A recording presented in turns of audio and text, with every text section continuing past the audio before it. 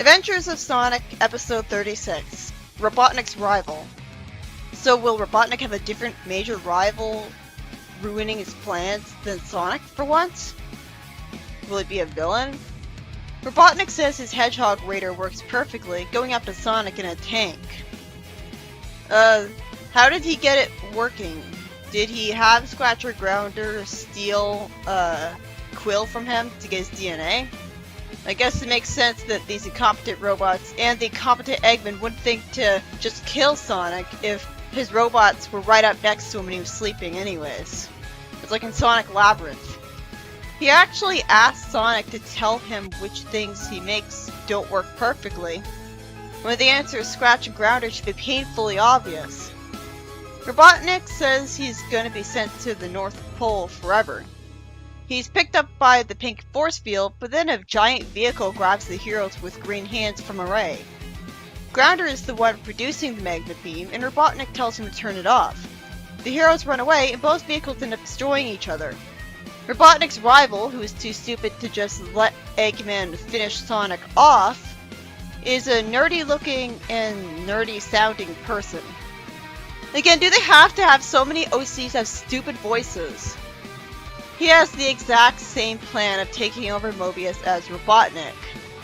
That's creative, right? He plans to turn Mobius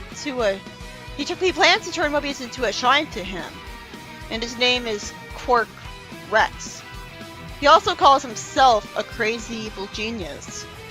That's too self-aware for him to save himself unironically. You'd think he would take it as an insult. The two of them bicker, and Quark summons a doofus, the most powerful weapon on the planet. It's a robot capable of transforming into all sorts of different modes, including a lady mode.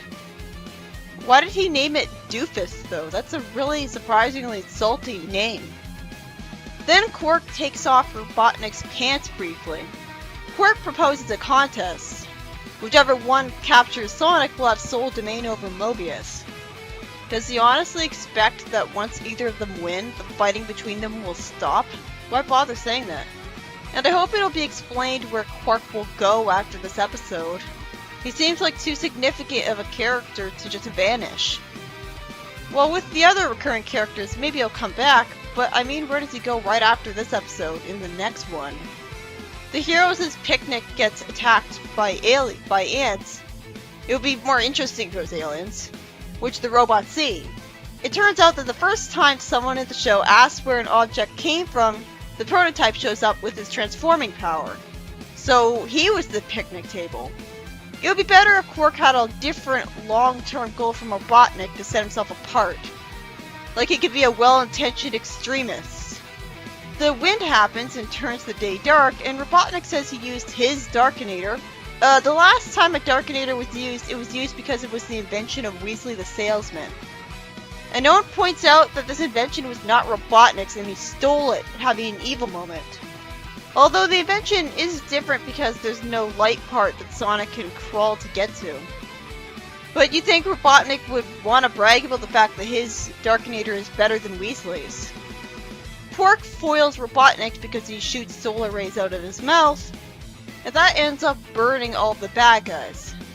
Doofus says that the villains should combine forces, and the villains, despite dismissing the idea as preposterous, immediately say it's a great idea. So that was padding. Someone says that chili dogs are suspiciously free, and after Tails falls for it too easily, Sonic is genre savvy and saves Tails. However, he can't run away because the green bench they were sitting on was Doofus. It's annoying how he keeps saying that the mathematical probability of something is some dumb amount. You can't quantify that stuff.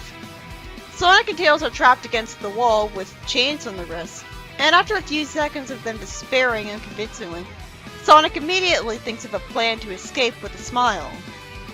Grounder shoots Scratch away with a trumpet, and Scratch puts the trumpet in his head and flings himself away because he tries to pull himself away. The robots ask the heroes what their plan is, and Sonic tries to manipulate them, saying they've already escaped. When Scratch says thanks and tries to leave, I actually started laughing. Because we already escaped. Well, thanks anyway! You what? But he's still being really silly. Sonic says that he was using holograms to fool them, and then he escapes insultingly easily because Grounder says that if they were holograms, he couldn't grab them and throw them up to the barred window, letting them escape. Why would he throw them upwards? Why wouldn't he just touch them and that's it? They escaped so easily that I blinked and I missed it at first. Somehow, Scratch manages to make Doofus think he let the heroes out by opening the door of the cell for 1 second without seeing them escape. I mean, sure they're fast, but he would have at least seen a blue blur. I like that now Doofus is talking with a scared tone of voice, sounding human. The villains start taunting dolls of Sonic and Tails that look just like them. I guess the robots put them there to cover up their failure. But you think they know those are just dolls? Oh, there's an actual explanation for where the dolls came from. They're Doofus. He feels confused and regretful at first for betraying his master, only to say he can live with it. I'm pleasantly surprised Doofus doesn't always look green when he transforms into something. Sonic and Tails dress up in disguises they shouldn't have and throw a newspaper at Quark showing a fake picture that he's married to Bigfoot. Quark says something like he never reads his reviews, and suddenly the villains say they were just about to show each other their inventions, only to randomly hug uncharacteristically. Then they briefly get shrunken temporarily, only to return to normal really easily. Doofus comes out of nowhere and makes the villains kiss each other to make up. Then they shake hands, with Quark only being mildly annoyed that Doofus was being insubordinate. Doofus says his programming is having problems since the confusion in the jail cell, which was foreshadowed by him speaking in a scared tone earlier. Sonic stands in front of a silly billboard of the villains, and then the villains leave an airship. Sonic somehow fools Robotnik and Quark with the disguise he shouldn't have, saying that he's offering the bad guys an award for their villainy. Why does anyone fall for this? This is so much filler! I like that Grounder had stage fright and so did Scratch. But was there an actual audience to make them scared? Wouldn't they see there's no audience? Where did Sonic get them, if there was one? It makes these robots sympathetic to see them scared of talking on stage. They're relatable. We see clips of the villains doing evil things. Wait, how did the heroes get footage of that? I guess this is a plan of the heroes to turn the villains against each other, and they're right since Robotnik is jealous and they fight over the trophy. Doofus shows up in front of them in a trophy form, talking in Sonic slang out of nowhere, telling them to chill out. This was done much more naturally in Sad AM, where Sonic was spending time with Nicole. How does he get that slang? Since Doofus easily made the villains stop fighting, they go into the tank that moves up and down hills way too easily, and find Quarkland. Sonic and Tails are in stupid military disguises they shouldn't have, and somehow fool Robotnik into thinking Quark is waging a war against them. This isn't satisfying. Sonic tells Quark in another disguise he shouldn't have that he's not allowed to land his vehicle at the limits of Robotnik's empty city. See, why give Robotnik a city with no people to tyrannize in? Doofus tells Quark to duck because a missile was shot at him, causing an explosion. The vehicle starts firing lasers and Robotnik fires with his tank. Doofus relaxes on a hammock of his own, turns into a surfer dude, and takes off in a rebellious teenager phase. Seriously, you think it'd be programmed to not do this? Robotnik brags about the fact that he designed his robots to be complete idiots. They still betrayed him multiple times. And Quark goes crazy out of nowhere and starts inexplicably flying, lapping like a duck. That's the laziest way to get rid of a villain ever. The writer basically threw his hands up in the air. Then Robotnik is hit with the duplicator, and the Robotniks start bickering with each other. So, how did these guys get merged back into Robotnik? I guess Scratch and Grounder reverse the duplicator thing. The Sonic Says section has the villains start racing with each other, and they fail because they both were cheating. So Sonic gets a message about cheating, except the message only works in this particular context if all of the participants were cheating, which is a very unlikely thing to happen, and that's going to happen in a future episode and completely insult the audience. If the message was worthwhile, we would have seen the cheater be denied the trophy because he cheated, showing actual realistic consequences and not these consequences. It was kind of interesting seeing Robotnik have a rival, but his rival had a stupid voice and wanted the exact same thing as him down to a T.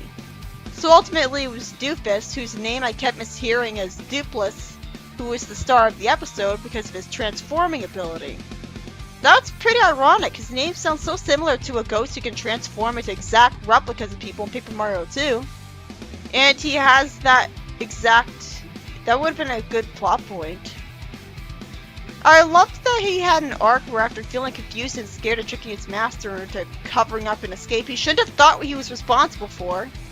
He actually became more human from feeling that emotion and ended up realizing betraying his master wasn't so bad, having a rebellious teenage phase and taking off as a surfer dude.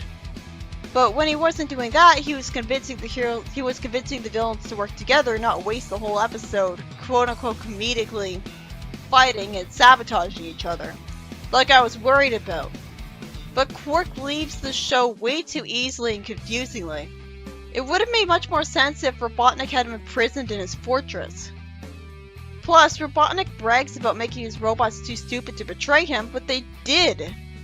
And if Doofus was really that smart, he wouldn't have assumed he was the one who let out the heroes. Other than that, there was tons of times where the heroes got unsatisfying victories by somehow fooling the evil geniuses with disguises out of nowhere, showing that the writer had no idea how to make them win for an episode with a plot like this.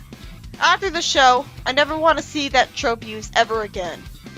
It's done to rip off Bugs Bunny, but I don't think even he overused this for every episode. It was a great episode, though, in theory. I'm glad to finally see Dr. Quark after reading about him, but I was expecting him to be a serious villain. But I expected too much of this show, apparently. Everyone has to be comedy relief that fails to make me laugh. There can't be even one serious character in the show. Even Sonic Boom has Shadow and Metal Sonic being taken seriously. At least I did laugh a little at one point thanks to Scratch. That marks the second time, by episode 36. I find the show much more charming than Sonic Colors, but still just as unsuccessful at making me laugh.